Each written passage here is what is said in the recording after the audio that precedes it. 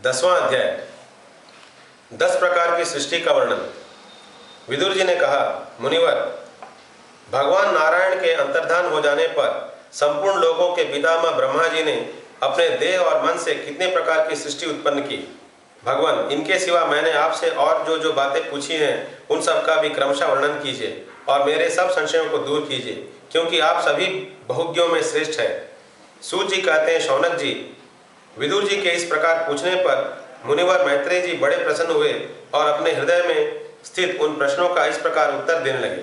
श्री मैत्रेय जी ने कहा, अजन्मा भगवान श्रीहरि ने जैसा कहा था, ब्रह्मा जी ने भी उसी प्रकार चित्त को अपने आत्मा श्री नारायण में लगाकर 100 दिव्य वर्षों तक तप किया। ब्रह्मा जी ने देखा कि प्रलयकालीन प्रबल वायु के झकोरों से जिससे वे उत्पन्न हुए हैं तथा जिस पर वे बैठे हुए हैं वह कमल तथा जल कांप रहे हैं।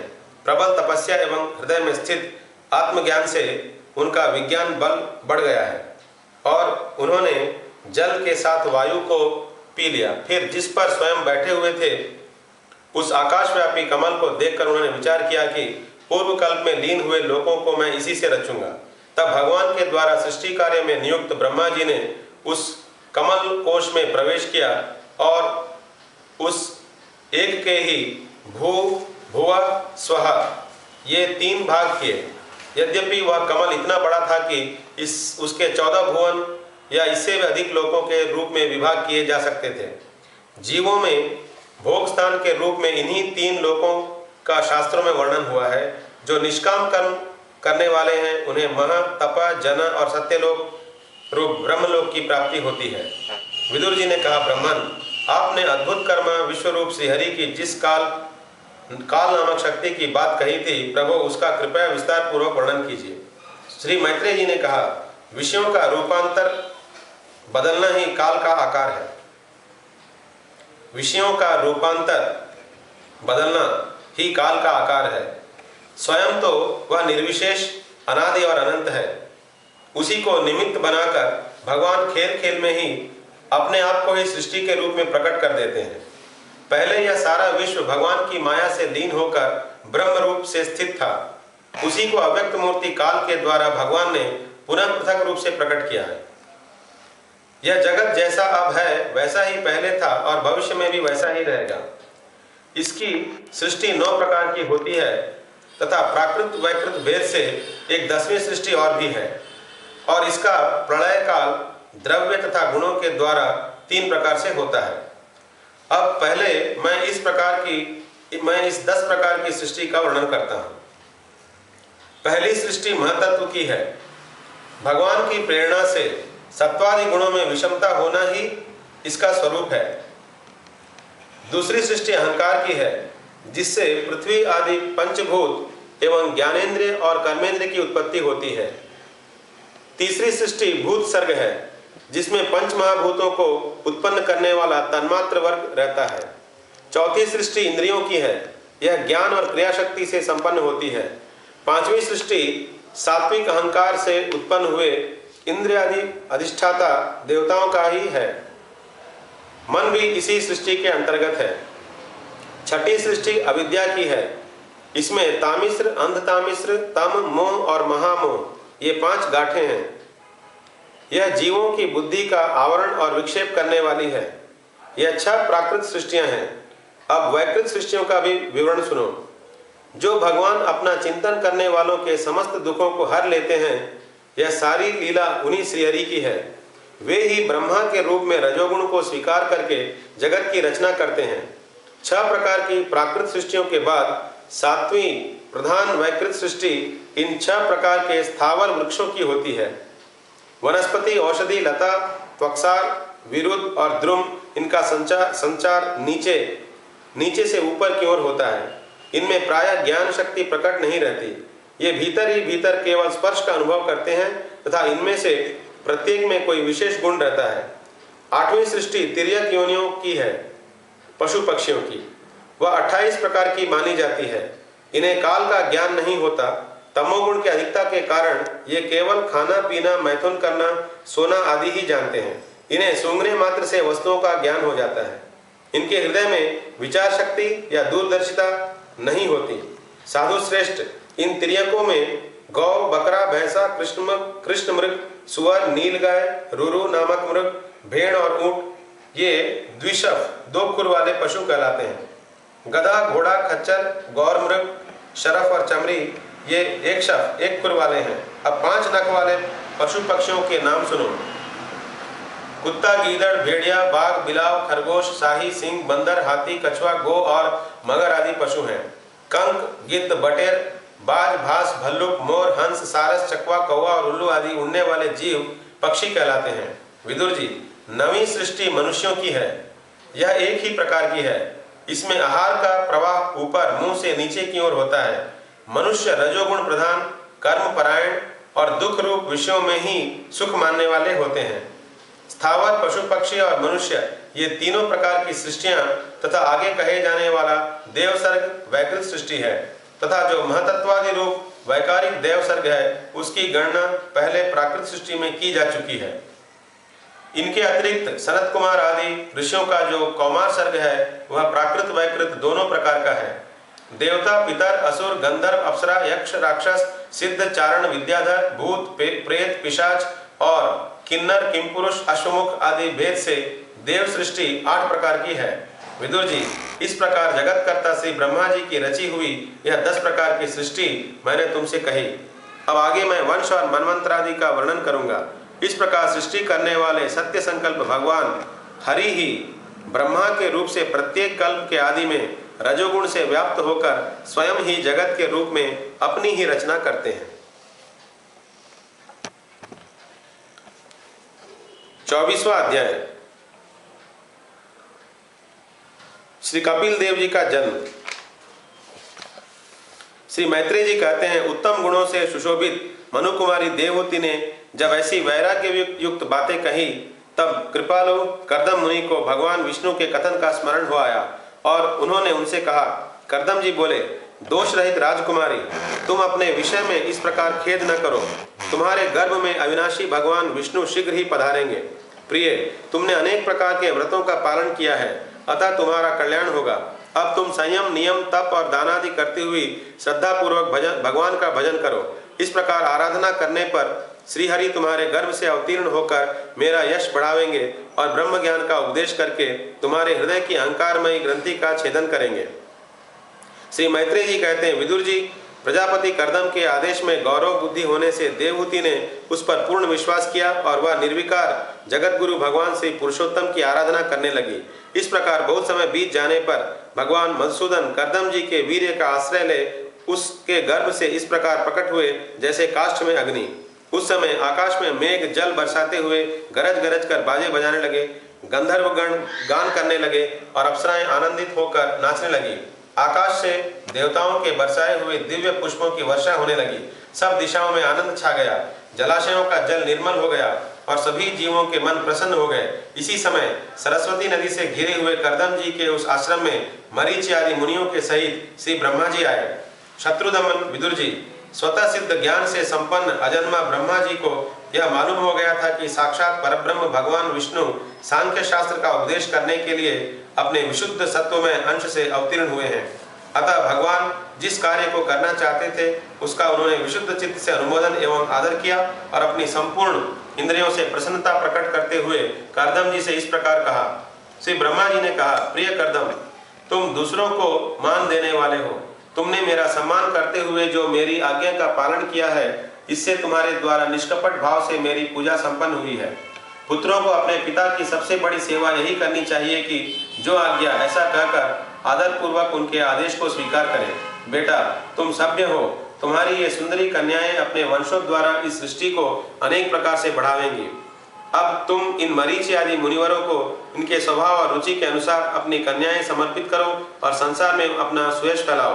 मुने, मैं जानता हूँ जो संपूर्ण प्राणियों की निधि है, उनके अभीष्ट मनोरथ पूर्ण करने वाले हैं, वे आदि पुरुष श्री नारायण ही अपनी योग माया से कपिल के रूप में अवतीर्ण हुए हैं। फिर देवहूति से बोले, राजकुमारी, सुनहरे बाल, कमल जैसे विशाल नेत्र और कमलांकित चरण कमलों वाले शिशु के रूप में कैटभासुर को मारने वाले साक्षात श्री हरि ने ही ज्ञान विज्ञान द्वारा कर्मों की वासनाओं का मूलोच्छेदन करने के लिए तुम्हारे गर्भ में प्रवेश किया है। वे अविद्या जनित मोह की ग्रंथि को काटकर पृथ्वी में स्वच्छंद विचरेंगे। ये सिद्ध गणों के स्वामी और सांख्याचार्यों में भी माननीय होंगे। लोक में तुम्हारी कीर्ति का विस्तार करेंगे और कपिल नाम से विख्यात होंगे। श्री मैत्रेय जी कहते हैं, विदुर जी, जगत की सृष्टि करने वाले ब्रह्मा जी उन दोनों को इस प्रकार आश्वासन देकर नारद और सनकादि को साथ ले हंस पर चढ़कर ब्रह्मलोक को चले गए। ब्रह्मा जी के चले जाने पर कर्दम जी ने उनके आज्ञानुसार मरीचि आदि प्रजापतियों के साथ अपनी कन्याओं का विवाह विधि पूर्वक कर दिया। उन्होंने अपनी कला नाम की कन्या मरीचि को अनुसया अत्रि को, श्रद्धा अंगिरा को और हविर्भु पुलस्त्य को समर्पित की। पुलह को उनके अनुरूप गति नाम की कन्या दी। क्रतु के साथ परम साध्वी क्रिया का विवाह किया। भृगु जी को ख्याति और वशिष्ठ जी को अरुंधति समर्पित की। अथर्वा ऋषि को शांति नाम की कन्या दी, जिससे यज्ञ कर्म का विस्तार किया जाता है। कर्दम जी ने उन विवाहित ऋषियों का उनकी पत्नियों के सहित खूब सत्कार किया। विदुर जी, इस प्रकार विवाह हो जाने पर वे सब ऋषि कर्दम जी की आज्ञा ले अति आनंद पूर्वक अपने अपने आश्रमों को चले गए। कर्दम जी ने देखा कि उनके यहाँ साक्षात देवादेव श्री हरि ने ही अवतार लिया है, तो वे एकांत में उनके पास गए और उन्हें प्रणाम करके इस प्रकार कहने लगे, अहो, अपने पाप कर्मों के कारण इस दुखमय संसार में नाना प्रकार से पीड़ित होते हुए पुरुषों पर देवगण तो बहुत काल बीतने पर प्रसन्न होते हैं, किंतु जिनके स्वरूप को योगी जन अनेकों जन्मों के साधन से सिद्ध हुई सुदृढ़ समाधि के द्वारा एकांत में देखने का प्रयत्न करते हैं, अपने भक्तों की रक्षा करने वाले वे ही श्रीहरि हम विषय लोलुपों के द्वारा होने वाली अपनी अविज्ञा का भी कुछ भी विचार न कर आज हमारे घर अवतीर्ण हुए हैं। आप वास्तव में अपने भक्तों का मान बढ़ाने वाले हैं। आपने अपने वचनों को सत्य करने और सांख्य योग का उपदेश करने के लिए ही मेरे यहाँ अवतार लिया है। भगवान, आप प्राकृत रूप से रहित हैं। आपके जो चतुर्भुज आदि अलौकिक रूप हैं, वे ही आपके योग्य हैं, तथा जो मनुष्य सदृश रूप आपके भक्तों को प्रिय लगते हैं, वे भी आपको रुचिकर प्रतीत होते हैं। आपका पादपीठ तत्व ज्ञान की इच्छा से विद्वानों द्वारा सर्वदा वंदनीय है, तथा आप ऐश्वर्य, वैराग्य, यश, ज्ञान, वीर्य और श्री इन 6 ऐश्वर्यों से पूर्ण हैं। मैं आपकी शरण में हूँ। भगवान, आप परब्रह्म हैं। सारी शक्तियाँ आपके अधीन है। प्रकृति, पुरुष, महतत्व, काल, त्रिविध, अहंकार, समस्त लोक एवं लोकपालों के रूप में आप ही प्रकट हैं, तथा आप सर्वज्ञ परमात्मा ही इस सारे प्रपंच को चेतना शक्ति के द्वारा अपने में लीन कर लेते हैं। अतः इन सबसे परे भी आप ही हैं। मैं आप भगवान कपिल की शरण लेता हूँ। प्रभु, आपकी कृपा से मैं तीनों ऋणों से मुक्त हो गया हूँ और मेरे सभी मनोरथ पूर्ण हो चुके हैं। अब मैं संन्यास मार्ग को ग्रहण कर आपका चिंतन करते हुए शोक रहित होकर विचरूंगा। आप समस्त प्रजाओं के स्वामी हैं, अतएव इसके लिए मैं आपकी आज्ञा चाहता हूँ। श्री भगवान ने कहा, मुने, वैदिक और लौकिक सभी कर्मों में संसार के लिए मेरा कथन ही प्रमाण है। इसलिए मैंने जो तुमसे कहा था कि मैं तुम्हारे यहाँ जन्म लूंगा, उसे सत्य करने के लिए ही मैंने यह अवतार लिया है। यह लोक में मेरा यह जन्म लिंग शरीर से मुक्त होने की इच्छा वाले मुनियों के लिए आत्मदर्शन के उपयोगी प्रकृति आदि तत्वों का विवेचन करने के लिए ही हुआ है। आत्मज्ञान का यह सूक्ष्म मार्ग बहुत समय से लुप्त हो गया था। इसे फिर से प्रवर्तित करने के लिए ही मैंने यह शरीर ग्रहण किया है, ऐसा जानो। मुने, मैं आज्ञा देता हूँ, तुम इच्छानुसार जाओ और अपने संपूर्ण कर्म मुझे अर्पण करते हुए दुर्जय मृत्यु को जीतकर मोक्ष पद प्राप्त करने के लिए मेरा भजन करो। मैं स्वयं प्रकाश और संपूर्ण जीवों के अंतःकरण में रहने वाला परमात्मा ही हूँ।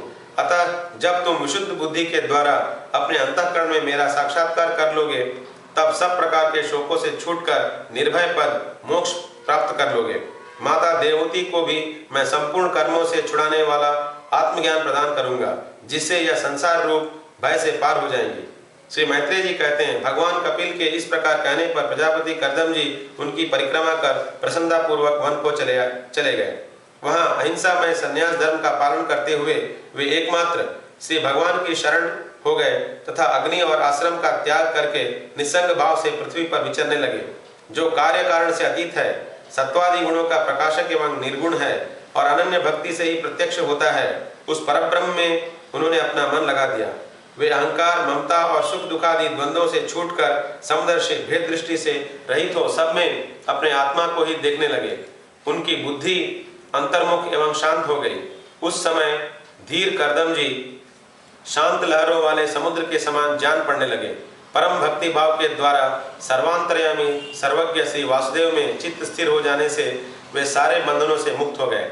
संपूर्ण भूतों में वे अपने आत्मा श्री भगवान को और संपूर्ण भूतों को आत्मस्वरूप श्री हरि में स्थित देखने लगे।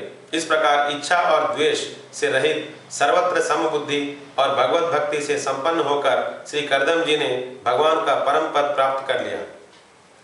25वां अध्याय देवहूति का प्रश्न तथा भगवान कपिल द्वारा भक्ति योग की महिमा का वर्णन। शौनक जी ने पूछा, सूत जी, तत्वों की संख्या करने वाले भगवान कपिल साक्षात अजन्मा नारायण होकर भी लोगों को आत्मज्ञान का उपदेश करने के लिए अपनी माया से उत्पन्न हुए थे। मैंने भगवान के बहुत से चरित्र सुने हैं, तथापि इन योगी प्रवर पुरुष श्रेष्ठ कपिल जी की कीर्ति को सुनते सुनते मेरी इंद्रियां तृप्त नहीं होती। सर्वथा स्वतंत्र श्रीहरि अपनी योग माया द्वारा भक्तों की इच्छा के अनुसार शरीर धारण करके जो जो लीलाएं करते हैं वे सभी कीर्तन करने योग्य हैं। अतः आप मुझे वे सभी सुनाइए, मुझे उन्हें सुनने में बड़ी श्रद्धा है। सूत जी कहते हैं, मुने, आपकी ही भांति जब विदुर जी ने भी यह आत्मज्ञान विषय प्रश्न किया तो श्री व्यास के सखा भगवान मैत्रेय जी प्रसन्न होकर इस प्रकार कहने लगे। श्री मैत्रेय जी ने कहा, विदुर जी, पिता के वन में चले जाने पर भगवान कपिल जी की माता का प्रिय करने की इच्छा से उस बिंदुसर तीर्थ में रहने लगे। एक दिन तत्व समूह के पारदर्शी भगवान कपिल कर्म कलाप से विरत हो आसन पर विराजमान थे। उस समय ब्रह्मा जी के वचनों का स्मरण करके देवहूति ने उनसे कहा। देवहूति बोली, भूमन, प्रभो, इन दुष्ट इंद्रियों की विषय लालसा से मैं बहुत ऊब गई हूँ और इनकी इच्छा पूरी करते रहने से ही घोर अज्ञान अंधकार में पड़ी हुई हूँ। अब आपकी कृपा से मेरी जन्म परंपरा समाप्त हो चुकी है। इसी से इस दुस्तर अज्ञान अंधकार से पार लगाने के लिए सुंदर नेत्र रूप आप प्राप्त हुए हैं। आप संपूर्ण जीवों के स्वामी भगवान आदि पुरुष हैं तथा अज्ञान अंधकार से अंधे पुरुषों के लिए नेत्र स्वरूप सूर्य की भांति उदित हुए हैं। देव, इन देह गेह आदि में जो मैं मेरेपन का दुराग्रह होता है वह भी आपका ही कराया हुआ है। अतः अब आप मेरे इस महामोह को दूर कीजिए। आप अपने भक्तों के संसार रूप वृक्ष के लिए कुठार के समान हैं। मैं प्रकृति और पुरुष का ज्ञान प्राप्त करने की इच्छा से आप शरणागत वत्सल की शरण में आई हूँ। आप भागवत धर्म जानने वालों में सबसे श्रेष्ठ हैं। मैं आपको प्रणाम करती हूँ। श्री मैत्रेय जी कहते हैं, इस प्रकार माता देवहूति ने अपनी जो अभिलाषा प्रकट की वह परम पवित्र और लोगों का मोक्ष मार्ग में अनुराग उत्पन्न करने वाली थी। उसे सुनकर आत्मा के सत्पुरुषों की गति श्री कपिल जी उसकी मन ही मन प्रशंसा करने लगे और फिर मृदु मुस्कान से सुशोभित मुखारविंद से इस प्रकार कहने लगे। भगवान कपिल ने कहा, माता, यह मेरा निश्चय है कि अध्यात्म योग ही मनुष्यों के आत्यंतिक कल्याण का मुख्य साधन है, जहाँ दुख और सुख की सर्वथा निवृत्ति हो जाती है। साध्वी, सब अंगों से संपन्न उस योग का मैंने पहले नारद आदि ऋषियों के सामने उनकी सुनने की इच्छा होने पर वर्णन किया था, वही अब मैं आपको सुनाता हूँ। इस जीव के बंधन और मोक्ष का कारण मन ही माना गया है।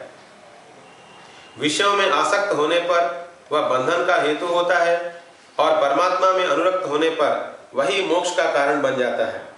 जिस समय यह मन मैं और मेरेपन के कारण होने वाले काम, लोभ आदि विकारों से मुक्त एवं शुद्ध हो जाता है, उस समय वह सुख दुख से छूटकर सम अवस्था में आ जाता है। तब जीव अपने ज्ञान, वैराग्य और भक्ति से युक्त हृदय से आत्मा को प्रकृति से परे एकमात्र अद्वितीय भेद रहित स्वयं प्रकाश, सूक्ष्म, अखंड और उदासीन, सुख दुख शून्य देखता है तथा प्रकृति को शक्तिहीन अनुभव करता है। योगियों के लिए भगवत प्राप्ति के निमित्त सर्वात्मा श्रीहरि के प्रति की हुई भक्ति के समान और कोई मंगलमय मार्ग नहीं है। विवेकी जन संग या आसक्ति को ही आत्मा का अछेद्य बंधन मानते हैं, किंतु वही संग या आसक्ति जब संतों महापुरुषों के प्रति हो जाती है तो मोक्ष का खुला द्वार बन जाती है। जो लोग सहनशील, दयालु, समस्त देहधारियों के अकारण हितु किसी के प्रति भी शत्रु भाव न रखने वाले, शांत सरल स्वभाव और सत्पुरुषों का सम्मान करने वाले होते हैं, जो मुझ में अनन्य भाव से सुदृढ़ प्रेम करते हैं,